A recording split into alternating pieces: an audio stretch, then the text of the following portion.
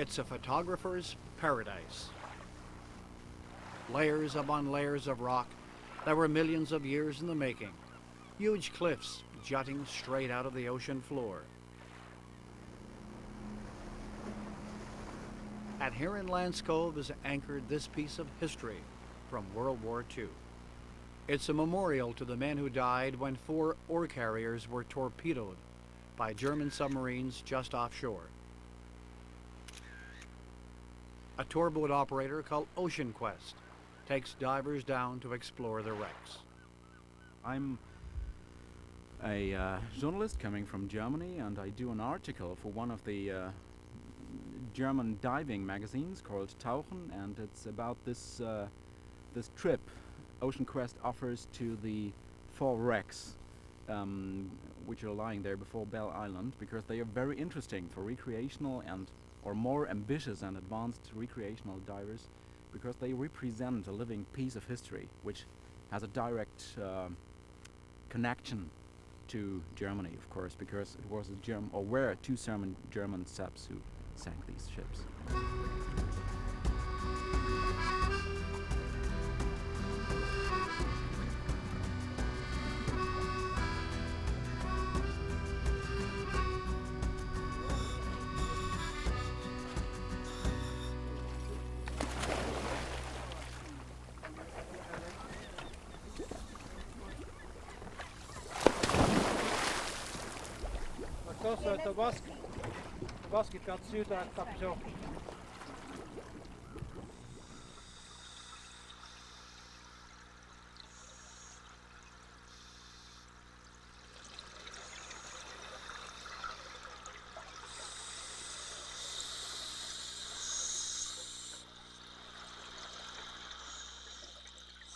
60 years later, the wrecks are in pristine condition. Upright, intact, torpedo holes through their sides, protected by the cold water that seems to slow down the process of aging. The ore carriers had been loaded with iron ore waiting for orders to set sail. It was in the fall of 1942. It's a twist of fate that much of the Bell Island iron was exported to Germany.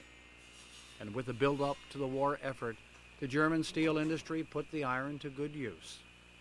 The last shipment of Bell Island iron left for Germany just before the war started in 1939.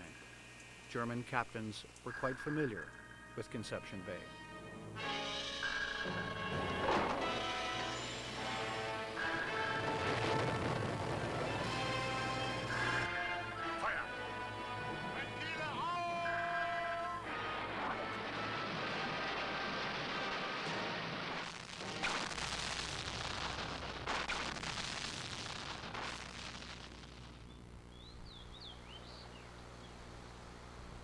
Today, overlooking the Tickle are reminders of the token resistance put in place to take care of enemy submarines.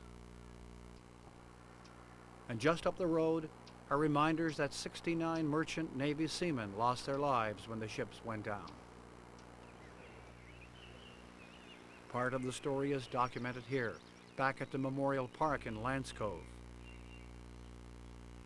Bell Island is the only community in North America to take a direct hit from a Nazi torpedo during the Second World War. Ron Pumphrey was only 11. We didn't know then what it was, but a torpedo missed one of the boats and struck the island, and the island shook. It shook. You know, dishes fell out of cupboards, and we thought we were being bombed. Ships were on fire, bodies were floating in the water. Ron remembers his mother's directions. We're being invaded, so you have to dress up like young ladies and young gentlemen. And my father said, polish your shoes, polish your shoes. Why? Because when you meet the enemy, you have to do it with dignity. There's no sniveling allowed, no crying.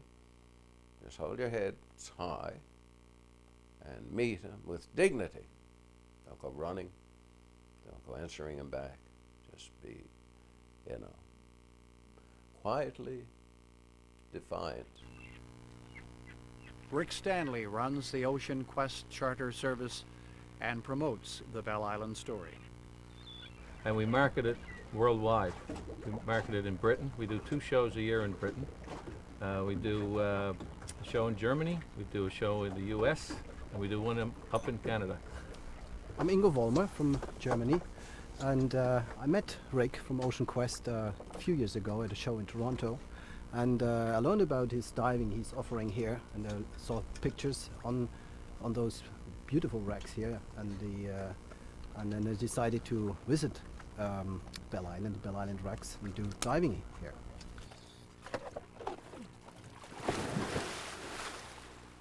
The Bell Island and the Bell Island shipwrecks, of course, we sort of promote it as diving into history. You know, it has a story to tell, and it's an interesting story. Unfortunately, people lost their lives and everything like that, but it's you know, there's an opportunity for adventure tourism, and since 1997, I've taken that opportunity and brought the Bell Island shipwrecks to the world. It's a touch of irony that many German tourists are attracted to this site. I mean, this is two generations ago. This is not more my generation, so it's history. Not more than that for us at our age. Probably for older people, it's something different, but for us, it's just a part of history.